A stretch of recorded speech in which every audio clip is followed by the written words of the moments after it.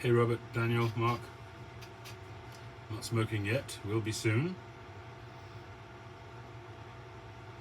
Mark Welsh Piper, how you doing? The cold is getting there. My voice, I think, sounds a bit clearer. Pippin Couple, welcome aboard. Oscar Flores, hi.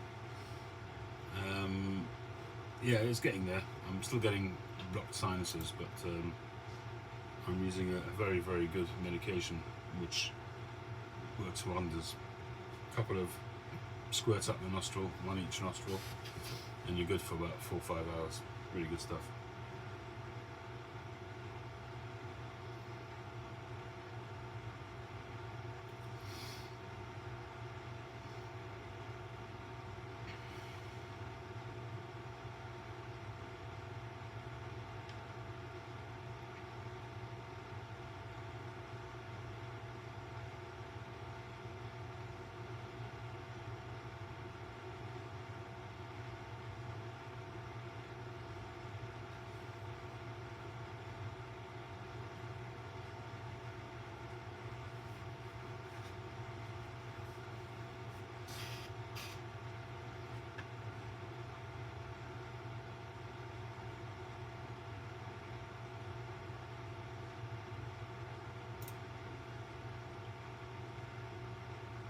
Chip, how you doing? Jizz Piping, how you doing? How you doing? Hope everybody's well. 23 in the house already. Jack, how you doing? Congratulations on the upload of your latest pipe. I saw that. It looked like it had a interesting... I liked that little flare in the shank and stem. That looked interesting. I'm not actually making a pipe today, but I am in the middle of a commission. That's a billiard, the silver band. I'm not sure if I'm going to keep this stem. I mean, I've cut this stem like with a straight saddle, but we'll see. I still need some shaping to be done on there, but it's still sort of some refining of that. But it's coming together nicely. Nice slim shank. This isn't the slim shank that I was talking about, doing a really thin one, but there's really nice grain on both sides, cross grain. So by the time it's finished, it should be a lovely pipe.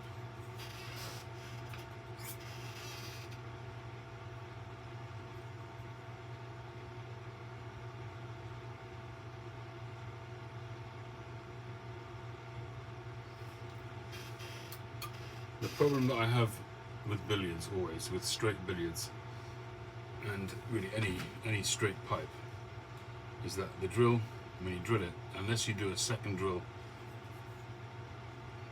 at an angle, you know, you're always getting really close to the base of the bowl. So imagine that's your drill. So you have to very carefully drill the chamber so that it doesn't go deeper than that, because then you're getting very close to the base. So as I always do with my pipes, I always sort of make a little bit of a bump at the bottom so it's deeper, but sometimes it makes it harder to make this area look nice, to make it look neat. So that's what I'm working on at the moment, because I really don't want to reduce this.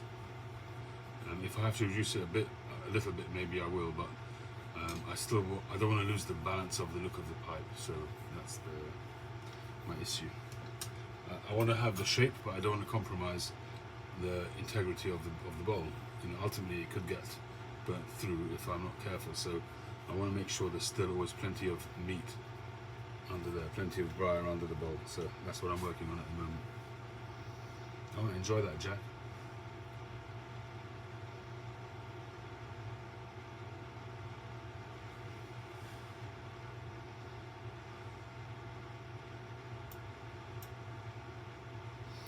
$210 cigar reviews, really?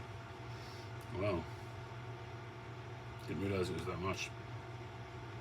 I'm grateful to you for collating them. Somebody asked him.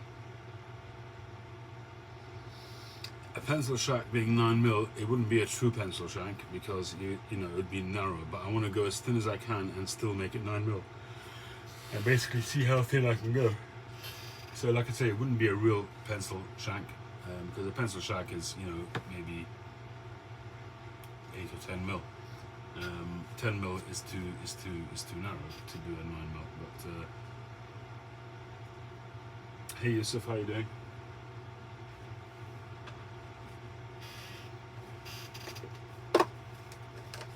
McPhil. So in terms of Cuban cigars, I have with me a Monte Cristo No. 2, and I have a Juan Lopez Selection No. 1. The Selection No. 2 I'm very familiar with. This one is a somewhat narrower ring gauge. The No. 2 is more of a Robusto. Papa Bear, how you doing? So I do want to smoke this one, but I think I'm going to do a video with this one because I've not had a Selection No. 1 before. So usually when I'm smoking something for the first time, I try to do a video. Monte Cristo No. 2, the issue with this one is, but I think I am going to smoke it. This one came to me, one of my son's friends had a box of variety of cigars, and in that box was 3 Monte Cristo No. 2s, 3 or 4, and they had all been left out for a long time. They had dried out and were not, they weren't humidified, they weren't looked after. So he asked me if I could put them in my humidor and re-humidify them. I said, yeah, sure, no problem. And then he said I could have one of them myself, which I did. And then he said, just keep them, have them all. So this is the last one of those.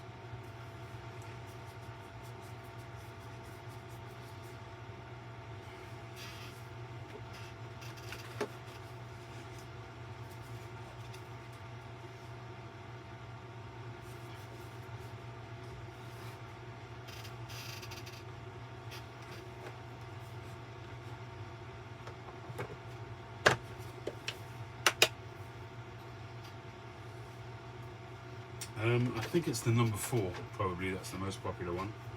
At least it used to be the most popular one, which the No. 4 is like a half Corona, like a Moreva size, which is a 42 ring gauge by probably about 5.5 inches, something like that. I don't know if you'd call that a Corona or half Corona, I'm not sure. But it's, in any event, it's a Moreva. The Vitola is called Moreva. As far as I know.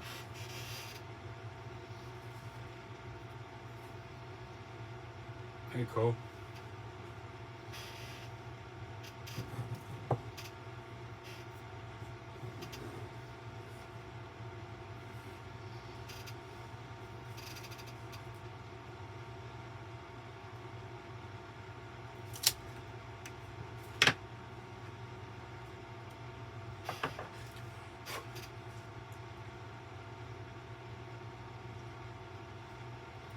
A little bit cedary.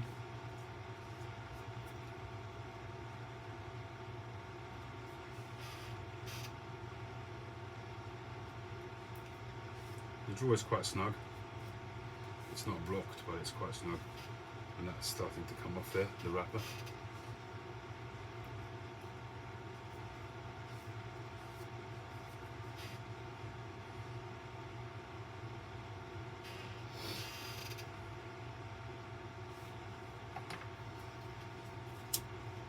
Yeah, Adam.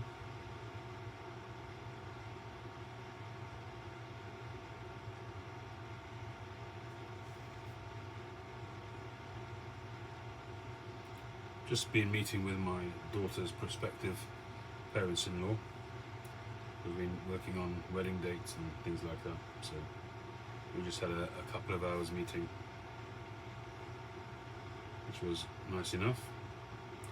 Working out dates which worked out for all of us was hard because my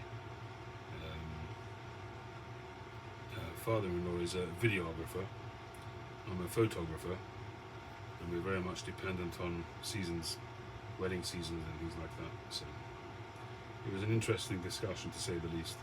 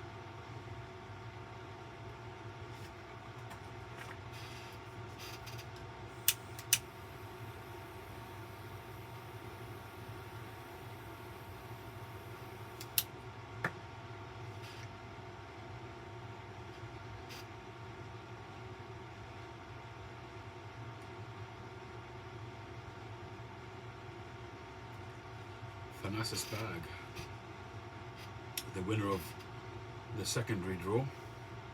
Welcome aboard. Good for you, Mark. Hey, Philip.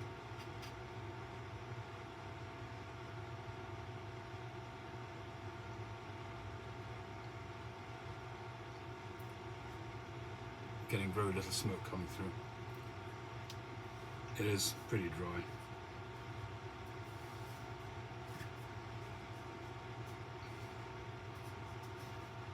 It feels like there's a twig.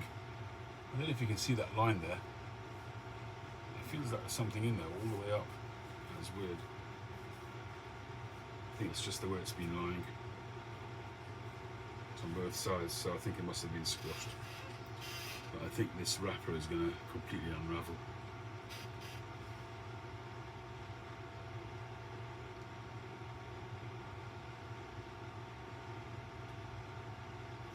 When I draw, the amber glows, but I get no smoke, very little smoke.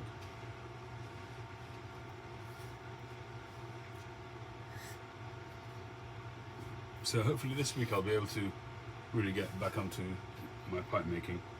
Last week I did very little. Too many things going on,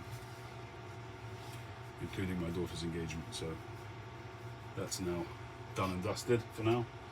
Now it's about making money and saving money for the wedding. So you're going to see lots of sales, pipe sales, tobacco sales, and maybe some other things as well. I do have other bits and pieces, other collections of things which I might put under the hammer. One of those one of those new smokeless cigars, Chad, indeed. Hey, John. Thank you, Adam. It is exciting. It was very nice. My daughter's parents-in-law came tonight to sit down with us to go through some dates for weddings, and my prospective son-in-law came along too. So the young couple went out, spent some time with each other, and we parents, the four of us, tried to hammer a few things out, which we did all right. You can see it's already starting to split there. Disappointing.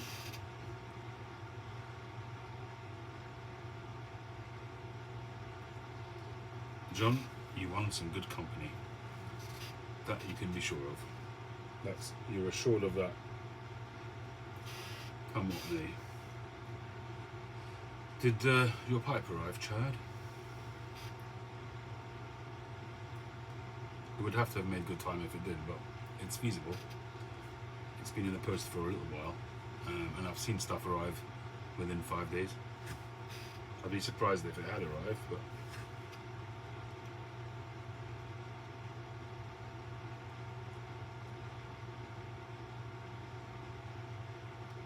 San Francisco, well, at least it's on the Yankee shores. I have seen stuff do the rounds when it gets to the States. In actual fact, I've seen stuff that's coming here, coming here from the States, first go halfway around the world till they decide to actually send it to the UK. So let's see how many depots yours gets carted around to till you go.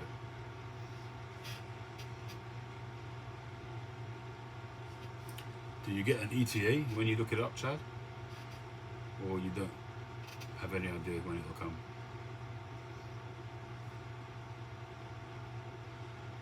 Hey, Patrick.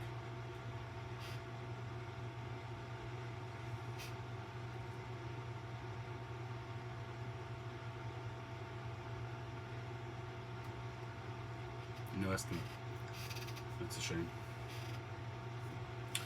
Awesome Bill is here. How are you doing, your awesomeness?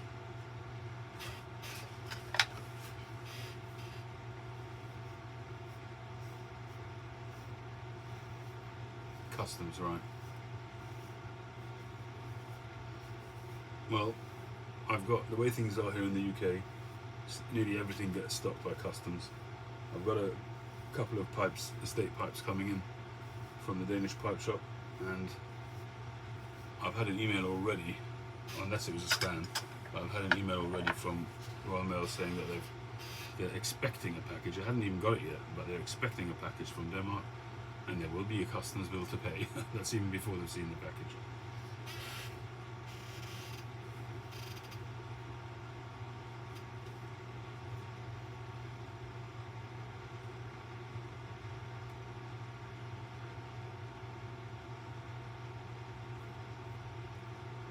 Started a new job in aerospace. Nice. What are you doing? Ciao Sandro, amico mio.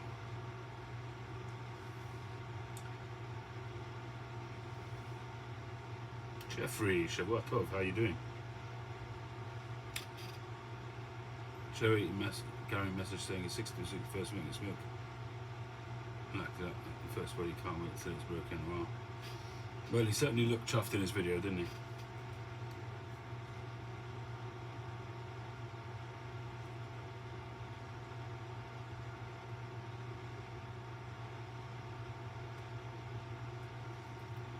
I can't get any decent smoke through this thing. It's smoking okay. You know, you can see the smoke coming off the ember, but very little smoke through the front end.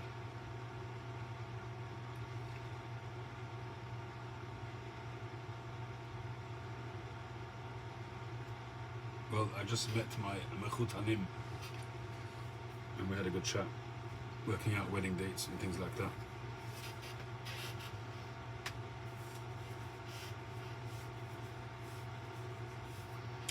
I ordered in some sushi,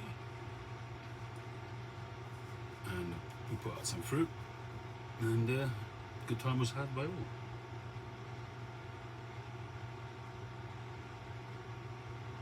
Poke it just a bit. It's growing okay. Well, it's not okay, but it's growing okay. It's not perfect, but it's okay. But it's just not producing smoke. I mean, it is tight, but maybe I will poke it a little bit. Because if not, I might have to go and get a different cigar. We'll see.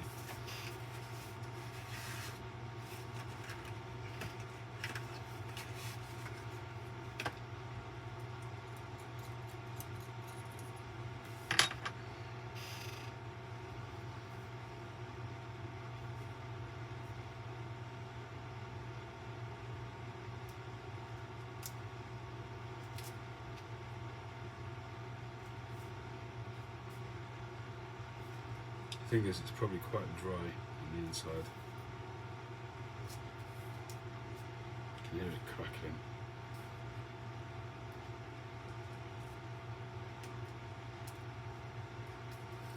And yeah, you see, that's what I was afraid of. See that? See, once you start poking a cigar, especially if it's dry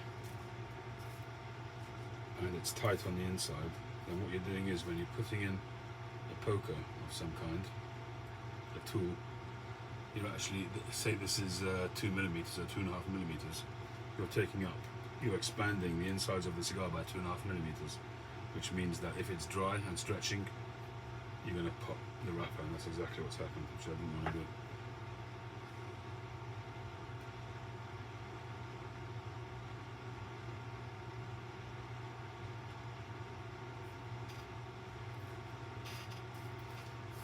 But what's done is done now.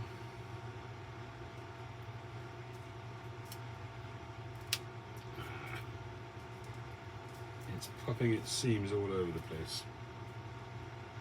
I'm going to leave it like that for now.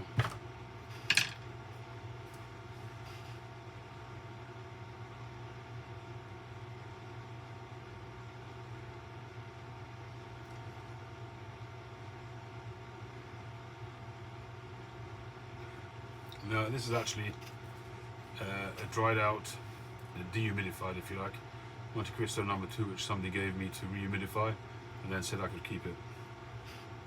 But it hasn't really worked. I must say, the previous, he gave me 3, and the other 2 smoked okay. I don't remember them all exploding like this, but the draw was probably better on those. Putting in the poker is always going to stretch it, so there we go. Yeah, this is the perfect draw. It's made specifically for cigars, and as I've always said, cigar tools they might make your cigar draw, but they will never make them be a good cigar, in my opinion. Very rare, anyway. But when you've got a cigar that's plugged or very tight, you can get some sort of air coming through it by using a tool like this. But in my opinion, it never makes it a good cigar. It might save it, make it smokable, but never a good cigar. It usually ends up being a frustrating experience.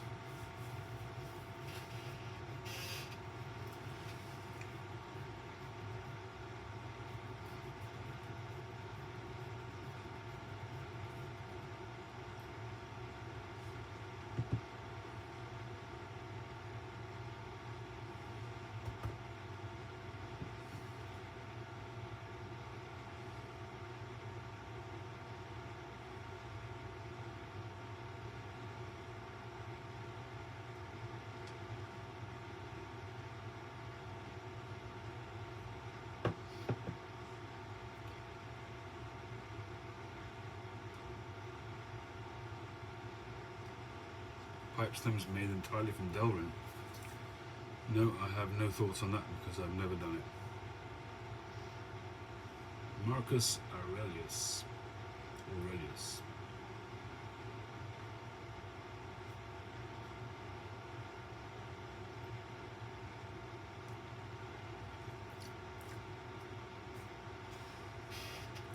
I'm going to give it another couple of minutes. If it doesn't improve, I'm going to be dumping this because it doesn't taste that good either, and I'm not expecting it to improve much.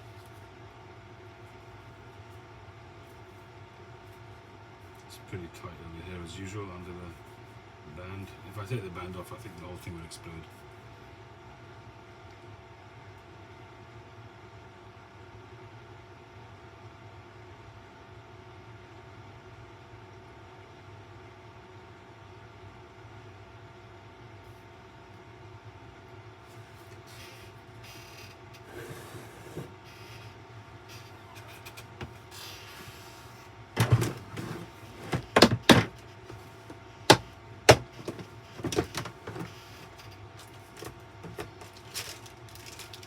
You can see my New World cigars are really very depleted, not many left now.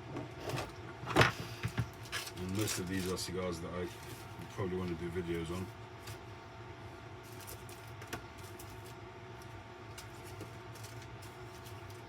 I think I might have already done a video on this one, in which case I could smoke that one. Let's have a quick search.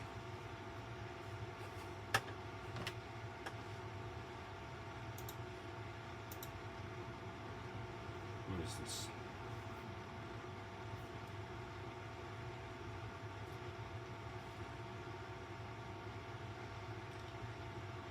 Something Jas Sum Qual, Red Knight? Maybe not.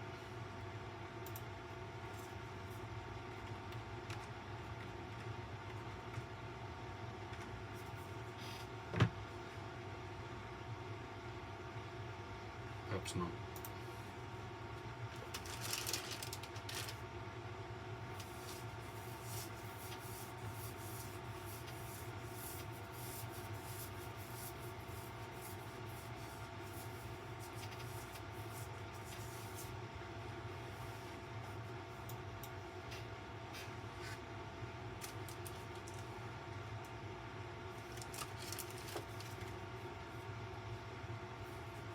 A friend of mine gifted me this cigar a long time ago, and for some reason I didn't smoke it, and it just eventually started to fall apart. I mean, it's not dry or anything, it's just been in there for a long time. It's actually wide open. Big cigar. Interesting shape, like a wedge kind of shape. It's got like it's like a panelled cigar. It's got flat areas on the sides.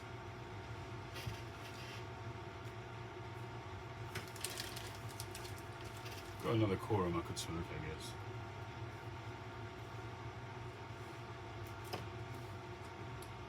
Or I could go back to my pipe. I've got some vanilla roll cake in there.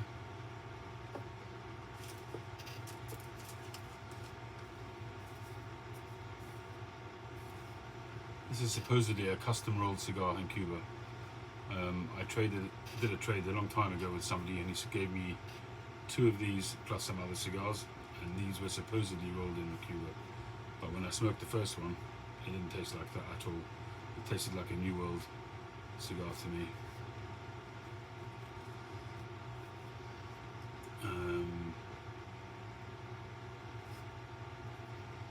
So again, I might do another video when I smoke this. But the truth of the matter is, being a custom roll, it's not really helping anybody with information, because it's not a custom roll that they're ever going to be able to buy. So I'm not sure that there's any real value to a video on this one. But it's been in there for a good few years now. I think that's a Boswell House cigar. Also been in there for years.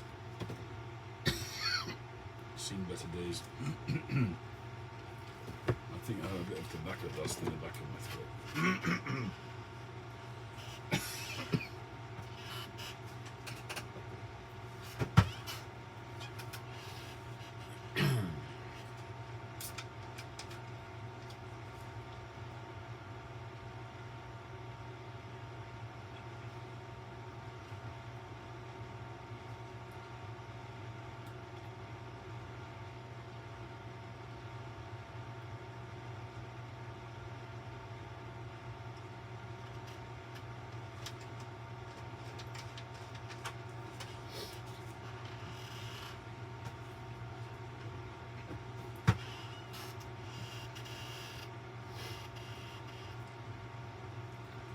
Still a light remarkably.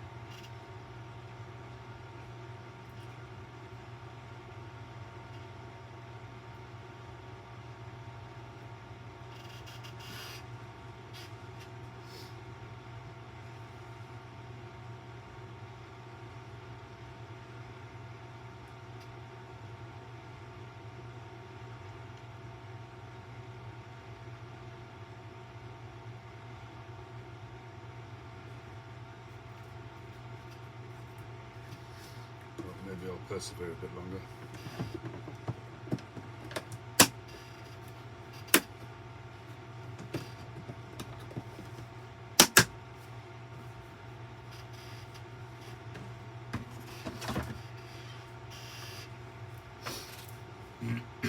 Yes, Sandro, you're quite right. To be honest, I don't give a monkeys about Enzo Ferrari and what he was riding or driving, to be honest. I enjoy what I enjoy. And right now I'm in the mood for a cigar. Take it or leave it, Sandro.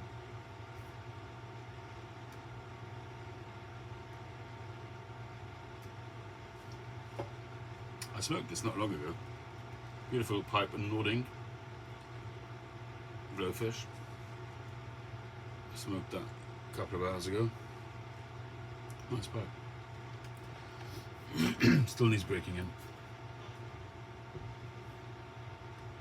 You can see from my cheeks how much strength I'm having to use to draw on this.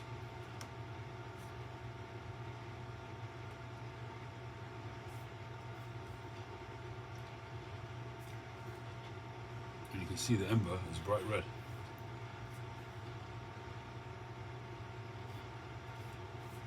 Roughly the colour of my cheeks after the amount of strength I'm put into it.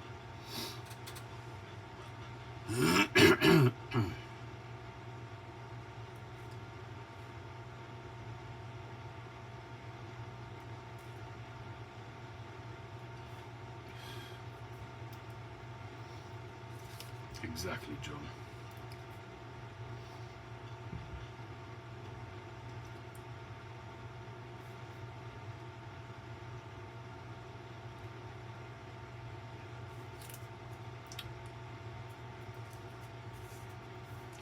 I do have a little bottle of cigar glue somewhere.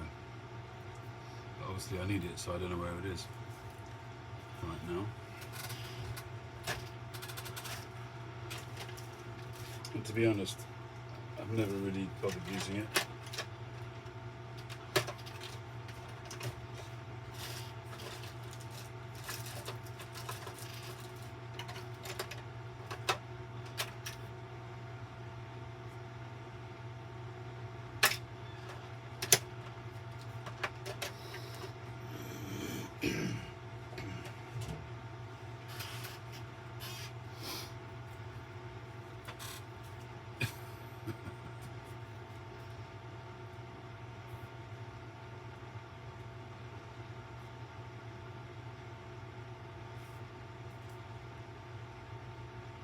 gunsmith. Thought you'd be a swordsmith.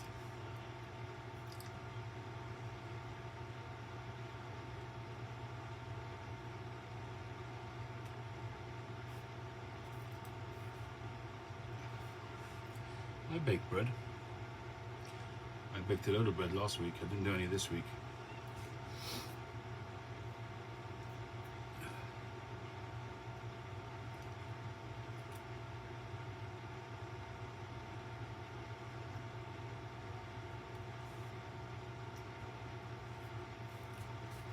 Candle maker, all beeswax. I wonder that you actually get time to do your normal day job, Adam. The amount of things you're into.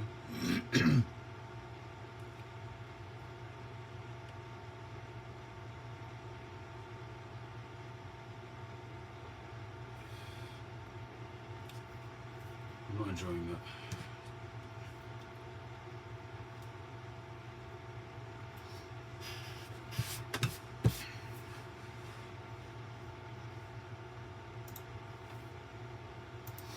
Tell you what I'm going to do. I'm going to go online and see if that Juan Lopez #1 is available.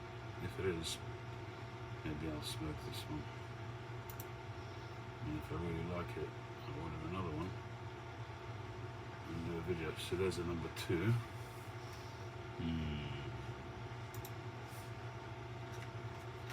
Cigars.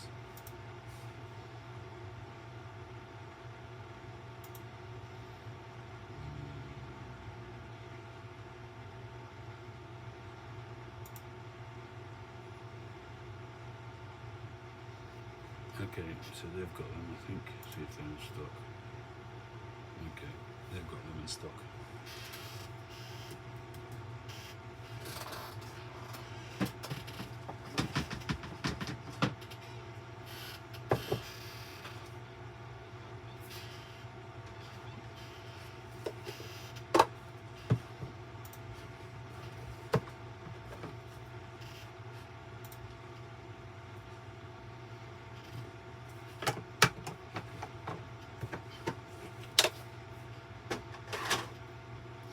Let's hope this thing is not plugged or tight, because I will not be a happy bunny.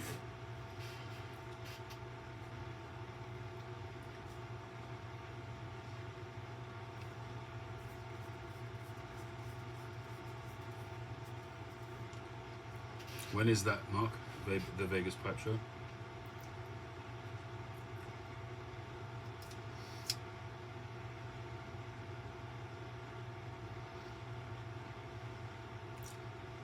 Makes me nervous for your bank balance, Mark. It really does. October. Makes me nervous because you would be like a kid in a candy shop.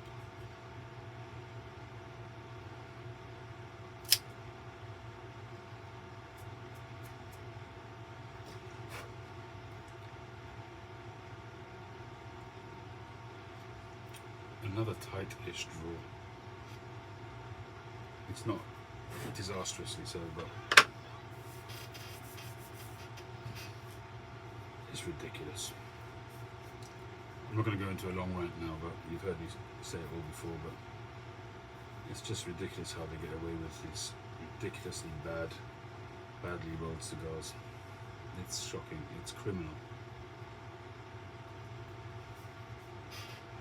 As I say, it's not terrible, but it's not great either.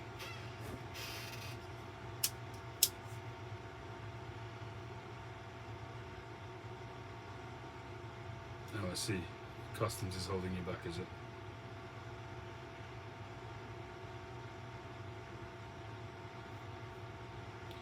Well, I'm sure you could buy stuff and get your buddies there to send stuff to you periodically.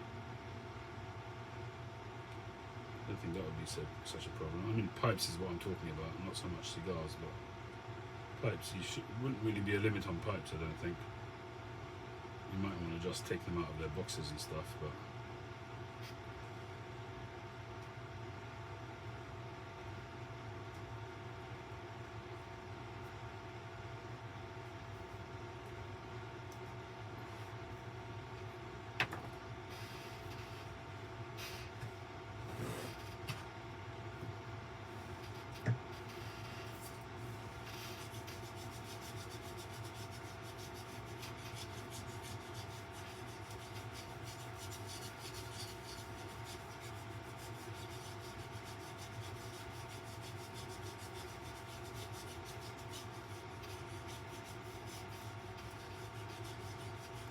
No, he's just going to enjoy himself at the pipe show. It's his first time he'll be going to an American pipe show.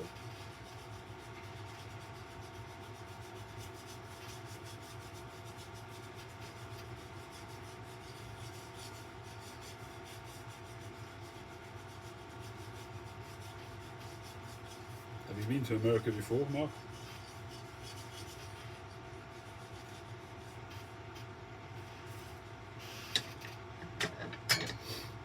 I've been there a couple of times, but it was a long time ago.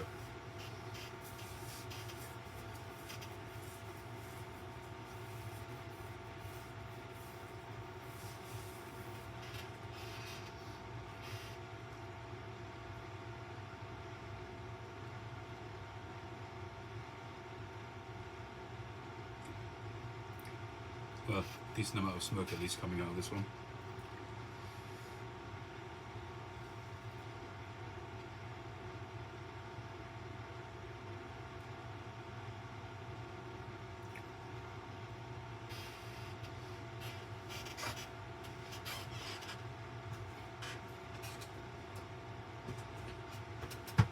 Try and get the flavour of the other cigar out of my mouth.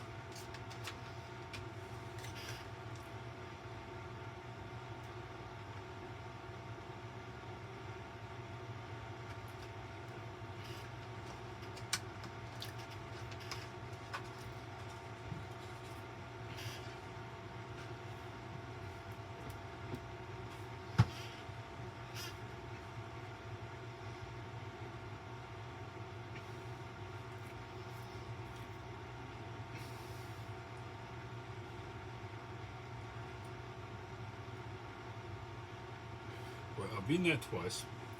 Once for my brother's wedding. He got married to a girl from New Jersey, up in Muncie, in New Jersey. And we popped into Baltimore, I think, for a day. But I was young, I was in my teens at the time, and I didn't have a good time of it because we stayed in some random basement somewhere. My parents were put up, in a more respectable place, and we stayed in some neighbours. They had an apartment kind of thing downstairs, and it was a very tight space. And I think I was a combination of jet lagged and claustrophobic at the time. And I'm not really claustrophobic now, but when I was a teenager I was. And I wasn't happy at all. I did not enjoy that. But we did have a bit of fun at the time. I have a cousin who used to be an arms dealer. Feet too. No, he used to sell guns and ammunition here in the UK. And so he was there for the wedding as well. And he took us on a little bit of a tour to some of the shops that he knew, some of the gun shops that he knew.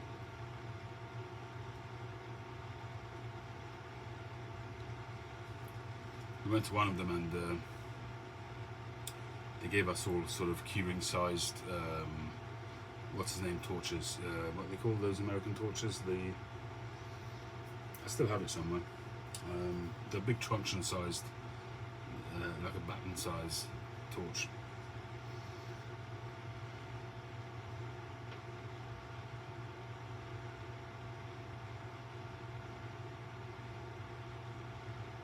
Maglite, thank you, Chad. Somebody's listening. So they were like souvenir kind of size. They were like on a keyring, about 3 inches or something by about a centimeter in diameter. A cool little light. It was the days before you had lights on your phones and stuff like that. So we were about 4 or 5 of us. He was driving this big car, and we were driving around town, and we were stopping in traffic, and this dude comes up with a box with a camcorder in it, a brand new sealed box, and he wanted to sell it to us for $100. So the guy who was driving, my cousin, the arms dealer, he was a bit of a impulsive kind of guy, and he was haggling with the guy to not drop him down on the price. I think he started off at like maybe $300-400 or something like that. And we were looking around, and we were in traffic at the time, and I turned around, and there was a bus behind us, and the driver and the people on the bus were going like that. In other words, don't buy it, don't buy it. So he told the guy who was driving it, and but he wouldn't listen. He was already well into the haggle, and I think he agreed on either $100 or $200. And you probably all know what's coming. But anyway, he paid the guy the $200. The guy legged it. We get the box, we open up the seal, and obviously there's nothing inside. There's paper inside, phone box I think it was. Inside, obviously no camcorder. So the guy had diddled us through and through. I suppose it was just the naivety and the greed of the guy who was driving. Thought he was getting a deal. Probably thought it was a stolen item or something, and he was getting a bargain of the century. In those days, that camcorder would have probably cost $1,000 or something like that, and he ended up with nothing. And he was so angry because, as I say, he was an impulsive kind of guy. He pulled over and he went to the boot of his car, pulled out a crowbar, and he went looking for the guy. We were all bricking it, we were terrified in a strange country, didn't know what was going on. But that was an interesting ride.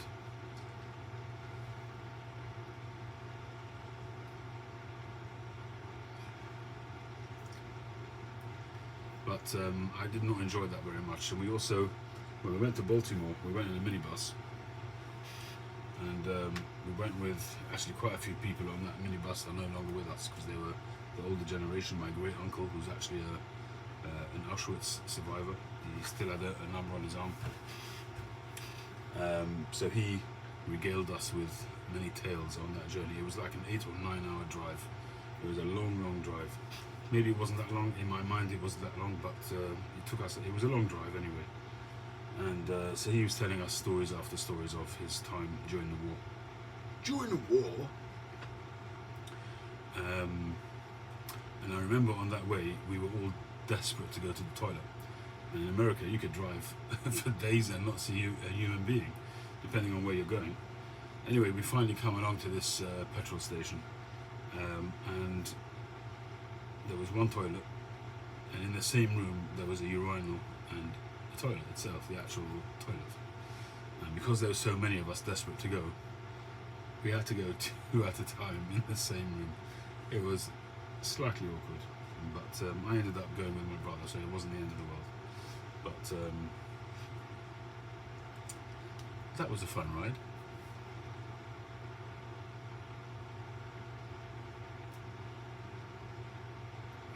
Actually, one of the last of that generation passed away last week.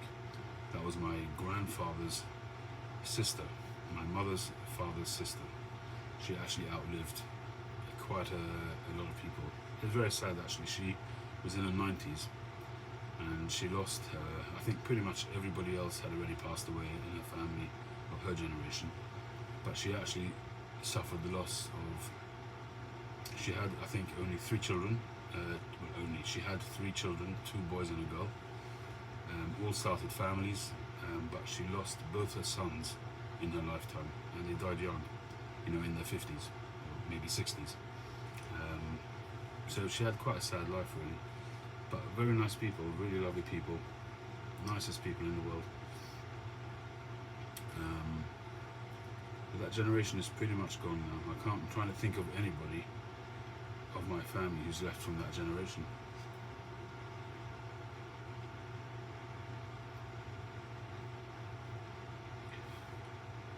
I think you could say that about a lot of places in America, and probably here too.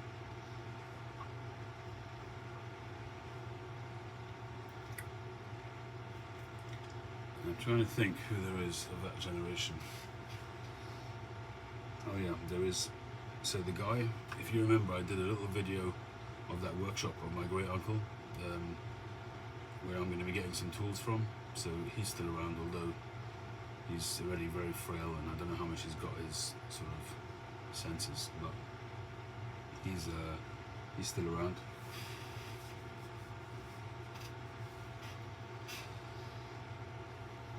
I think he's the last one now.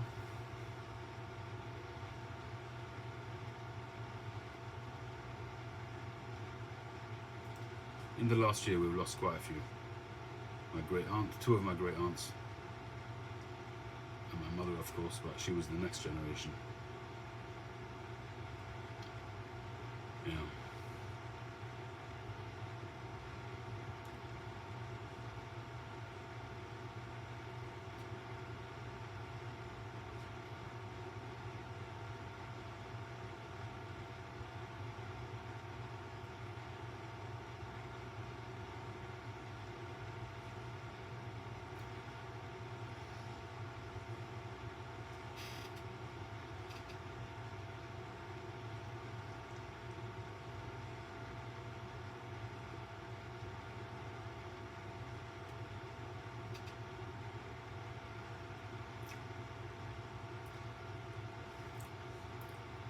Not getting a huge amount out of this cigar so far, but it's stacking quite nicely. It's drawing quite well, smoking quite well.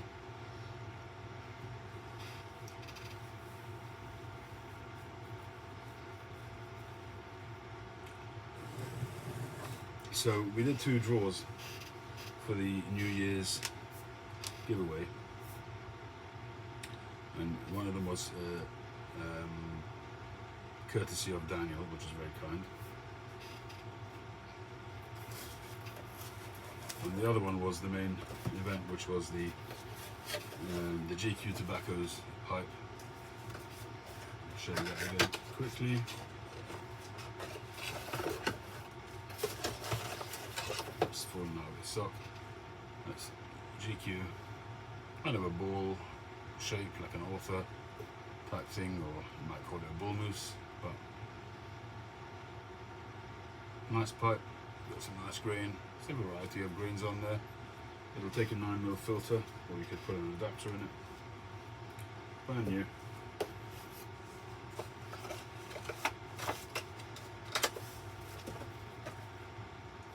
There's my favourite tobaccos, 3 of my favourite things. All it golden sliced. Vanilla roll cake, roughly a tin's worth. And special Jermaine's special Latakia flake, roughly a tin's worth. And this is the list of entrants.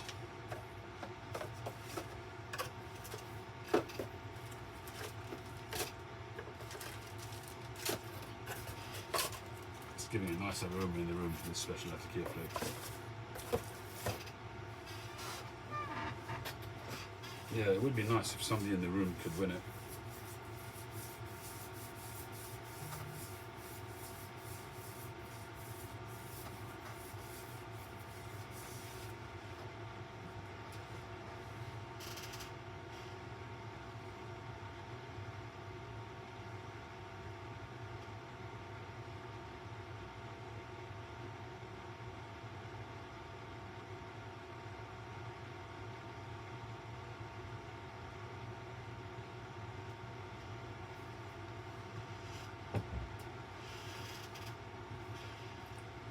You're on the third go, Adam.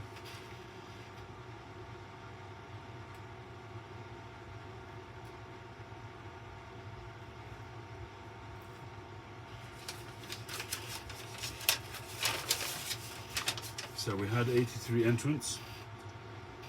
Sebastian Briggs 700 was one. And as I say, if anybody who won it the previous time, they're not included anymore. And last week was the Big Deuce. They didn't come forward.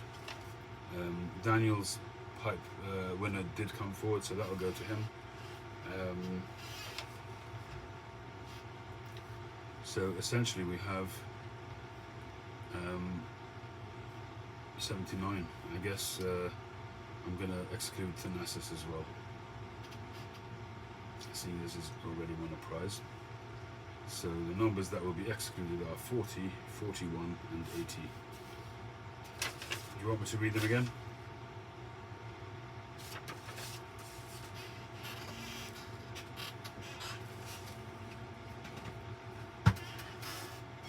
Sorry, John, you can't enter anymore. This was a giveaway done on New Year's.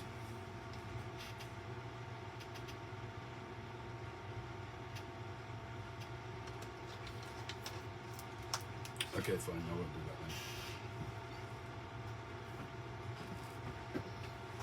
then. Mark says, no, just do the draw. Get on with it. Stop dragging it out.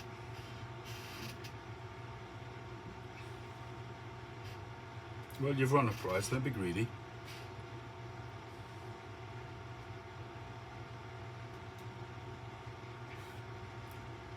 The pipe you've won is better than the one I'm giving, so be a good boy now.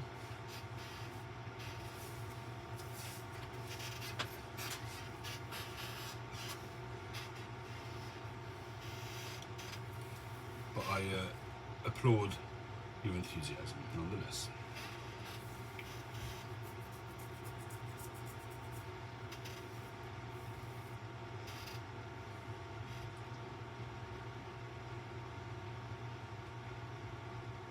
Storm Guard Piper.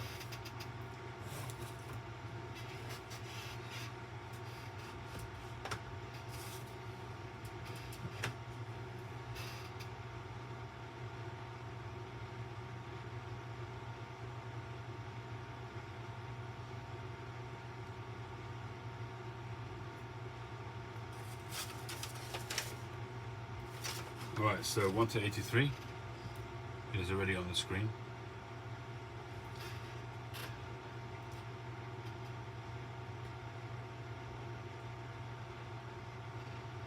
Terry, if you entered, you'd have the same chance as everybody else. But I don't remember your name, so presumably you didn't enter.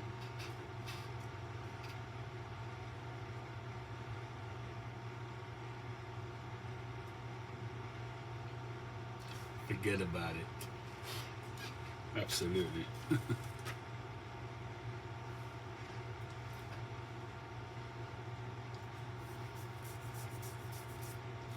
Mayor Lansky and I, we're brothers. We went around circumcising people and giving people tips everywhere.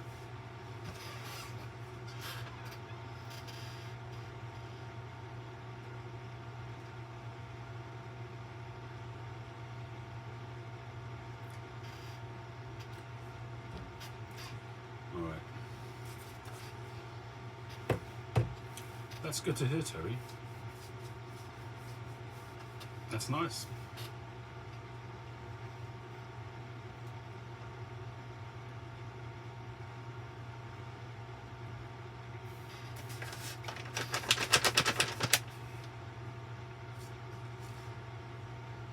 Okay, so here we go.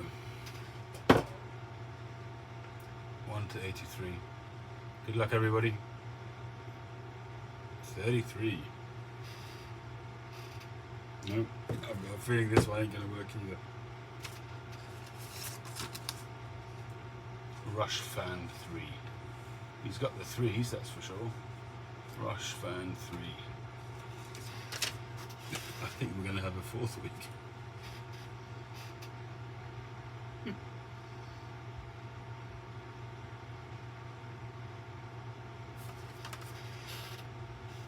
Yeah.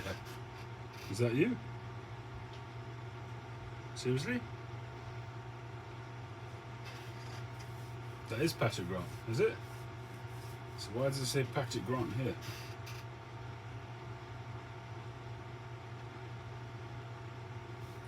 Well, if it is, congratulations. Finally, we get a wiener.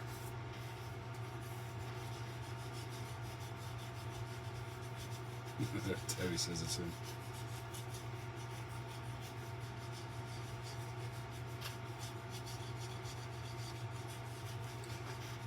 Actually, I think I do remember seeing that handle with your icon on it somewhere.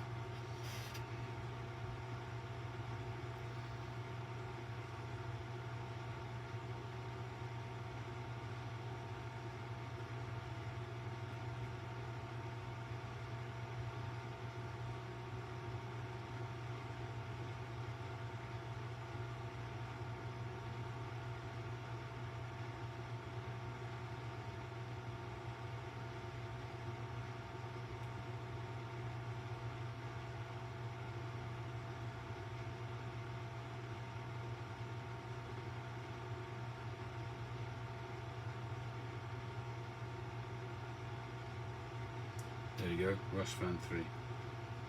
So I've got him commenting on one of my other videos, and I recognise the icon. I knew I saw it somewhere. Congratulations, Patrick Grant. Well done.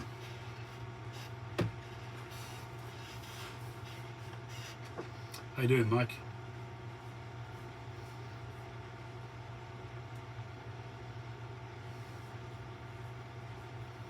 No need for a backup. We have a wiener.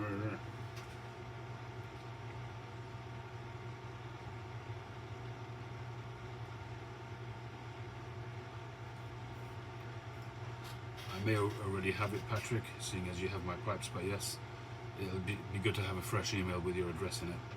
So I'll just see it and I'll send it off to you.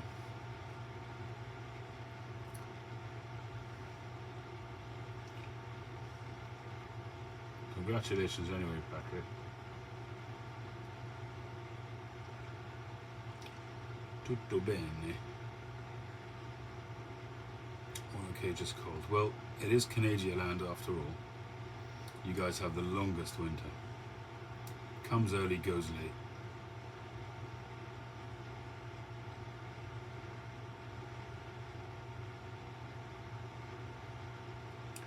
Well, it was certainly going to be him or somebody else, John.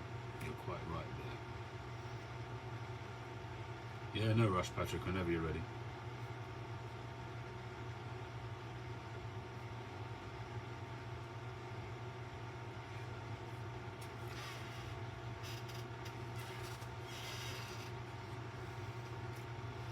A little bit oily, actually, this. Quite nice. I do like a bit of an oily residue on the tongue.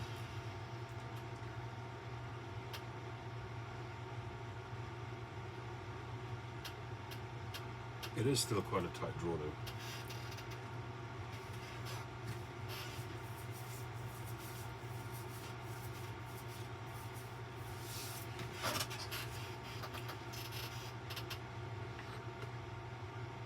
Got a few pipes I need to send off, which I had such a busy week that I didn't get to it.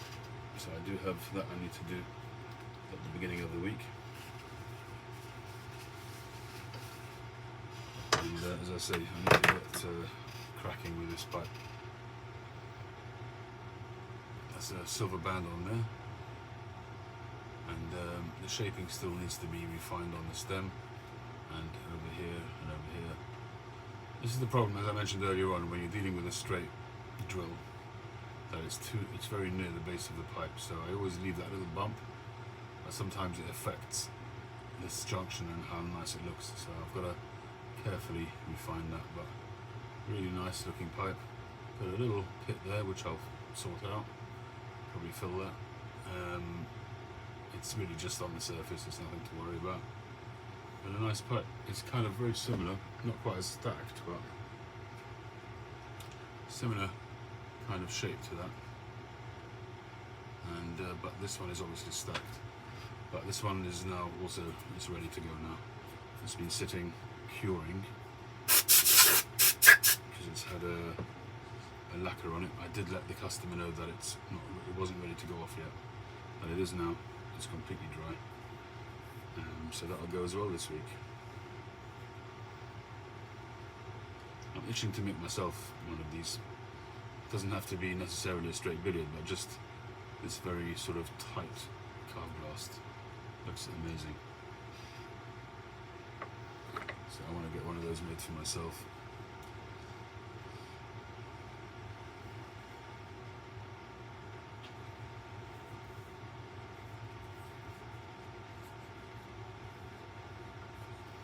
A V-cut, I don't know if it'll improve it, because it's not the cut that's the issue. It's the way it's rolled, so you can cut it any which way you like. It's not going to change how badly it's rolled down here, if you know what I mean.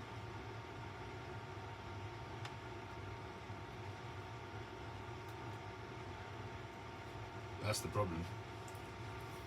And there is certainly some, it can't be a coincidence that a lot of Cuban cigars are tight and hard. You know, you can't press it in because it's so tight, right underneath the band. I don't know what that is, what relationship there is, what interaction is going on, or what kind of chemical reaction or something happening underneath the band, but it definitely seems to be something to do with the band, maybe the glue that they use. I honestly don't know. I don't think it's the glue, but it could just be the fact that that area is not exposed, or when they put the band on, they're kind of holding it tight so that it's in position, so it restricts the cigar a bit, and it's there for a year or two like that, so it presses the cigars to get the leaf together inside. I think that's probably the most likely explanation.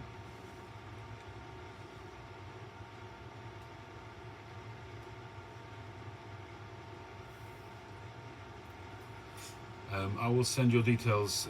I just had a crazy week, but Thanasis, I'm going to send your details over to Daniel, and he'll get that pipe over to you. I mean, you can be in touch directly if you like. That's fine. Yeah, this is a Cuban Juan Lopez, #1, and it's all right. It's quite mild so far.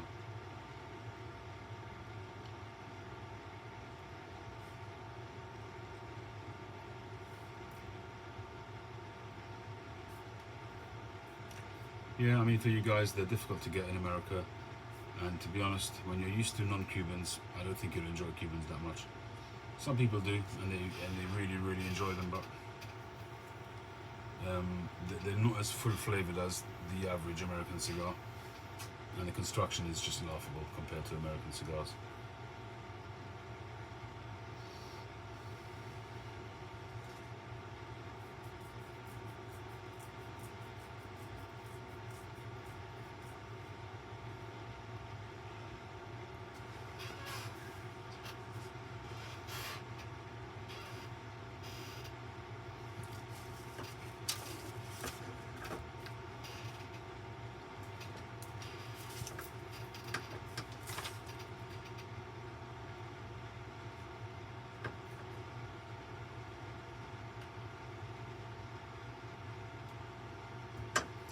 Right. There we go.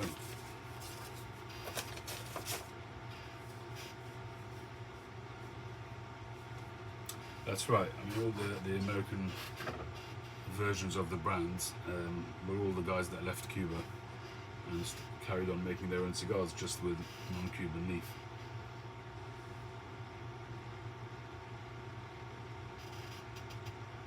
But it does show you how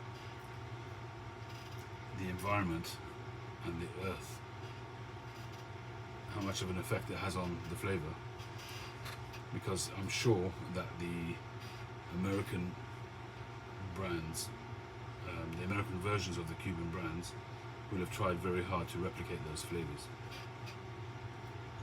without success.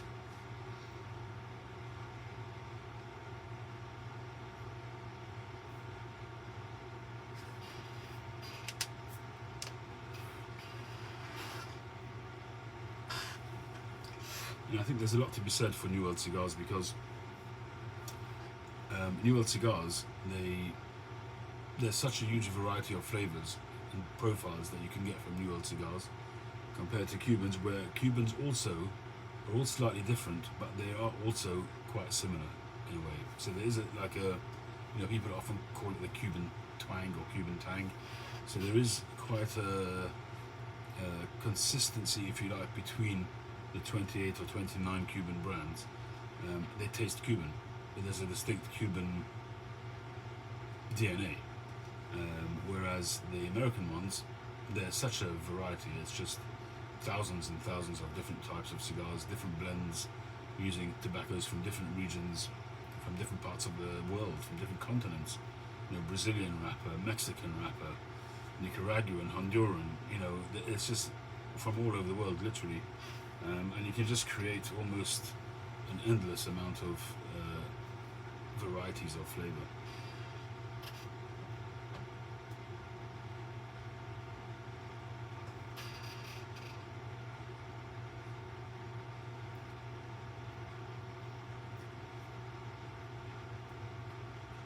And there are, with Cubans there are also differences between the brands, but hey Lefty, there are differences, but they're much more subtle, because there's that Cuban DNA, so you kind of get that first, and you have to really get to know cigars in the Cuban brands in order to really differentiate between them.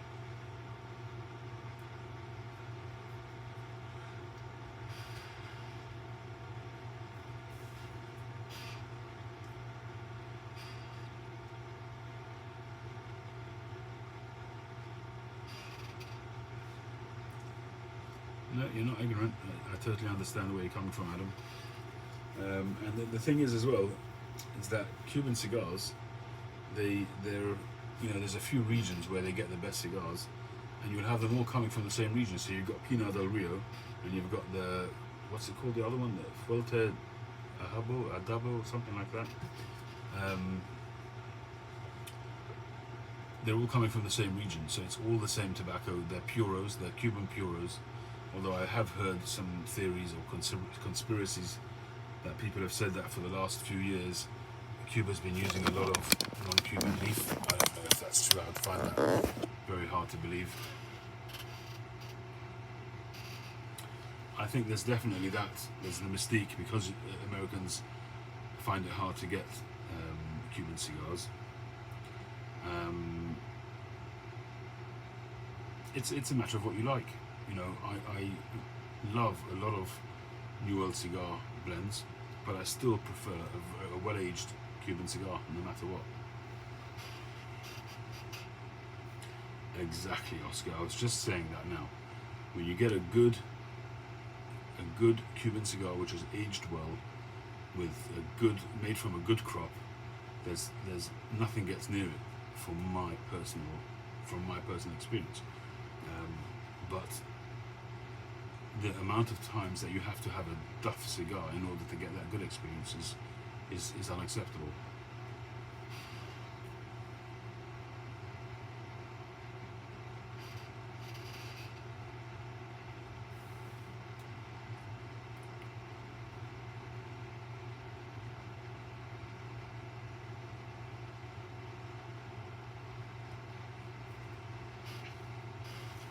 Well, Mark, has the cigar humidor been left unused for a while? Are you reseasoning it from not being used, or you've been using it continuously and it's just not holding the humidity?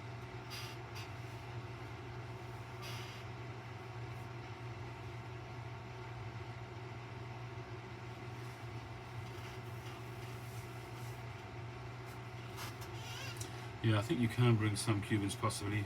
I just don't think you can bring them from Cuba.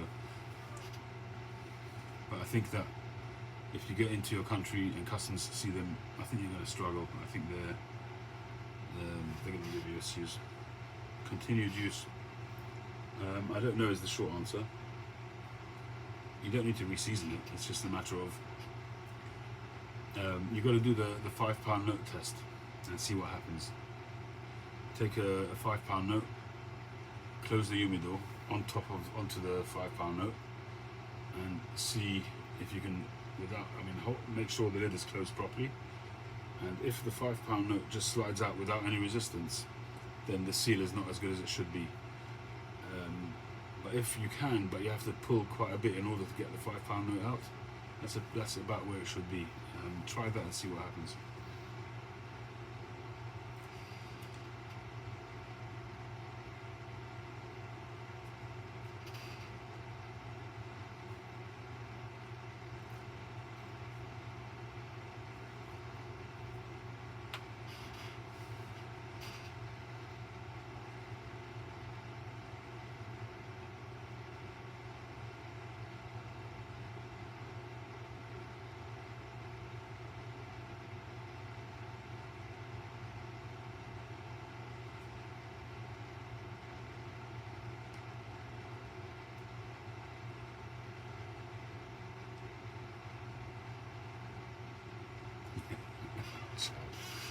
Yeah, I've heard that, Adam. But I think that your customs are onto that. If they see cigars without bands on, they're going to just suspect that they're Cuban.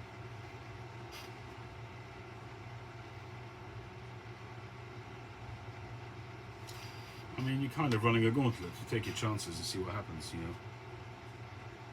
If you're not coming direct from Cuba, then presumably it's reasonable, and then you're coming from a country that sells them, I guess you'll be okay.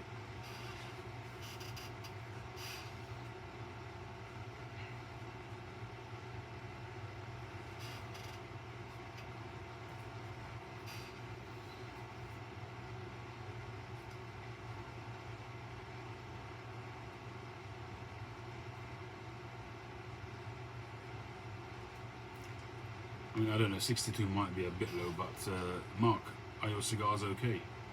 Or you're just not worried about what it's reading? You can't rely on the hygrometers anyway. So Bovedas is really the best way of doing things. If you've got a 72 Boveda in there and the cigars are smoking okay, I wouldn't worry about it. I haven't used the hygrometer probably in 5 years. I started off when I first started storing cigars. Obviously I wanted to do it right, so I did everything exactly as you should, and I had hygrometers, but I realized after a while that I have no real need for it. If the cigars smoke okay, and here in the UK our environment is pretty good anyway, you know. Yes, they will dry out eventually, but it'll take quite a while for them to dry out if you have them in an airtight or almost airtight environment.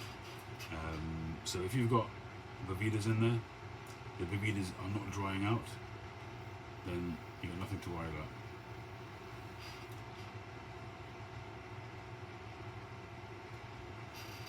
I mean, the Bovedas will eventually dry out, but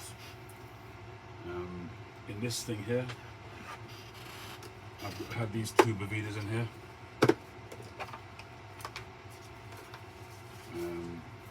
This one is still got liquid in there, but I can feel a little bit of hard crystal. This one is still completely liquid, and there's another one here. This one is still liquid. They've been in here probably for 2 or 3 years, so that gives you an idea what the environment is like here in the UK. I haven't changed these in years. It might help the fact that it's airtight. A normal humidor does have a little bit of air exchange, and that's correct, it's supposed to. And that's why Bovedas will dry out in a humidor, in a wooden humidor. Try putting them in an airtight container, you might have better luck. But as I say, if the cigars are smoking okay, they're not too dry, not too wet, do not worry about the hygrometer. The hygrometer is not going to give you an accurate reading. I've used many different hygrometers, and I've yet to see any of them being consistently accurate. Unless you buy one of these professional ones, you know, you get these ones which work with Wi-Fi on your phone, and you can. Some of those are very accurate, but most of them that you buy are not.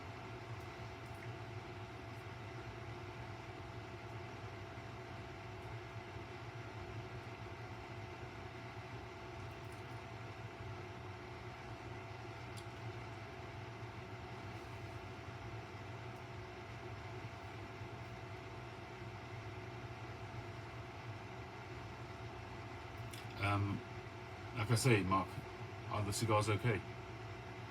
Are they crackly dry, or are they too soft, like really bouncy and wet? I mean, how do you feel they are?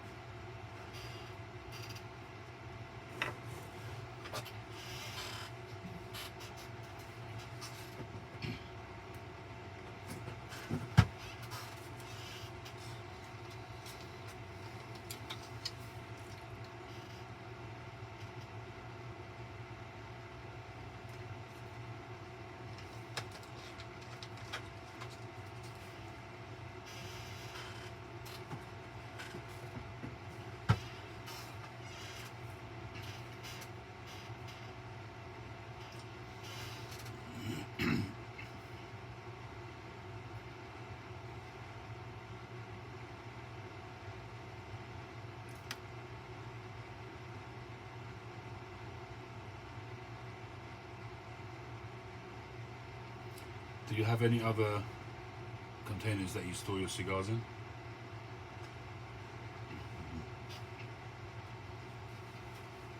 Yeah, to be honest, even the digital ones, I haven't always found them too accurate, unless they're more of the professional ones.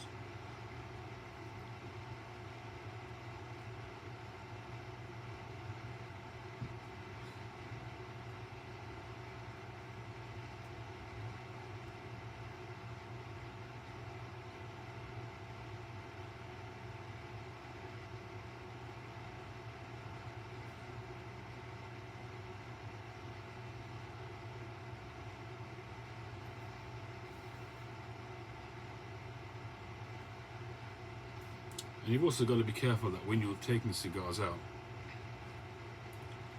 if you're using the wooden humidor a lot and you're opening it 3-4 times a day, then you're losing that humidity each time you do that. So you've got to think about that. So, for instance, if you've got your humidor packed with 20 different cigars, all different, then when you open it, you're going to be thinking about, should I smoke this one, should I smoke that one? You know, you might have the humidor open for a minute or two at a time. That's a long time, because a small humidor like that is going to lose its humidity almost immediately. So you'll have some humidity stored in the cigars, and you'll have some humidity stored in the wood itself, but you are going to be losing humidity quite quickly if you're opening it a few times a day maybe, or if you're opening it for a minute or two at a time. I advise that when you're using a wooden humidor, a desktop humidor, ideally only use it for single brand cigars, and you know that that's the cigar you want to smoke. You literally open it, take one out and close it. That's what I would do. But if you're putting a variety of cigars, I would put them in tapadors.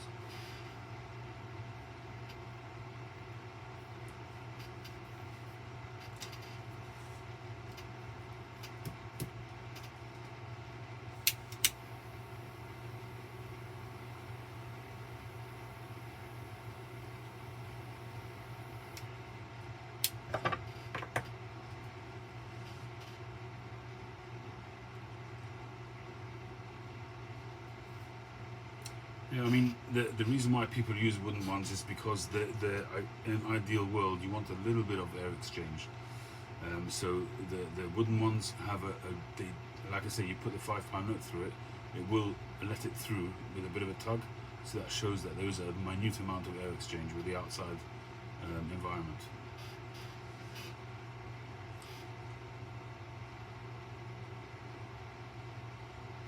Yeah, I don't know, Mark. I can't answer you.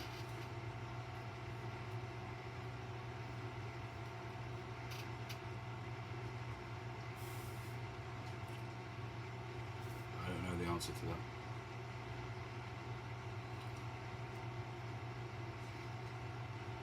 Is that something recent, or has it always been like that?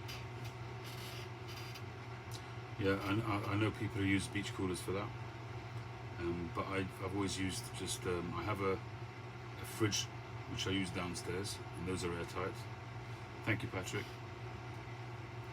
And those, you know, they keep pretty well down there. I have a Zycar little tub with a little gel particles, which I top up with distilled water every so often, and there's a couple of bevidas in there as well, and the cigars are fine. Cigars generally actually are more robust than we give them credit for. Obviously you can't abuse them, but they're actually pretty robust.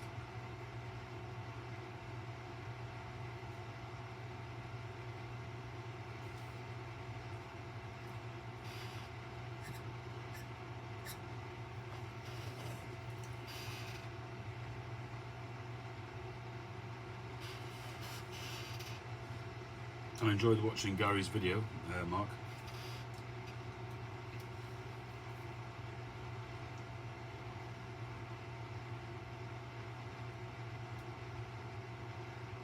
And by the way, those aren't rosebuds, those are 626s, which is the cauldron shape.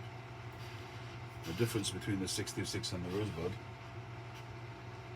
if I have them here, I'm not sure if I've got them handy or not.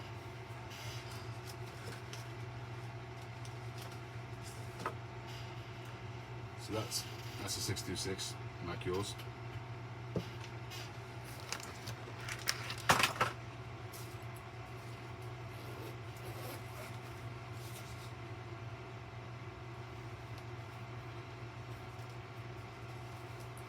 Good luck to you, Marcus. Enjoy the journey. 626, rosebud. So the difference between this is that the rosebud goes in and then comes out. So it's like a rosebud kind of thing with the beginnings of the petal, or the ends of the petals after the petals have dropped off. Whereas the cauldron is quite a bit wider at the base, and this bit here is usually straight up. They both generally have plateau top. The 626 also has 2 bands here, whereas this one just has a shank cap. But that's essentially the difference. I have done 626s without without the plateau. Although they usually have a plateau, but I have done them with a smooth rim. But the the rosebud always has the plateau.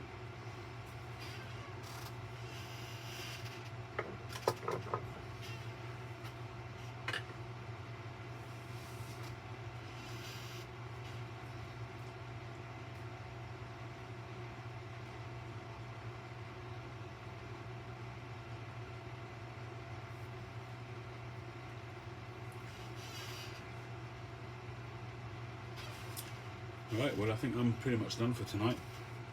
Unless there's any other topics you guys want to talk about, now would be the time to ask your question. Otherwise I will start with my thank yous. Very itchy today.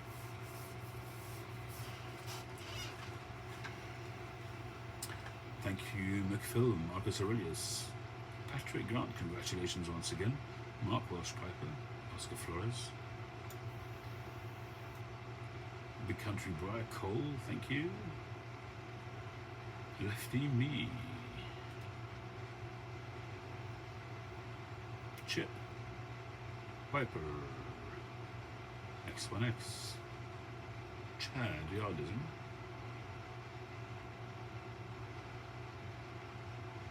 Adam. Rust Belt Pipes. Ooh, I was supposed to change my handle, wasn't I? On my channel. I think I'll do that after we go off. Mike, Briar Blues, if you're still there, Stormguard Piper, Smoking Silent, Daniel Leslie, Terry Davey, Sandro, ciao amico mio,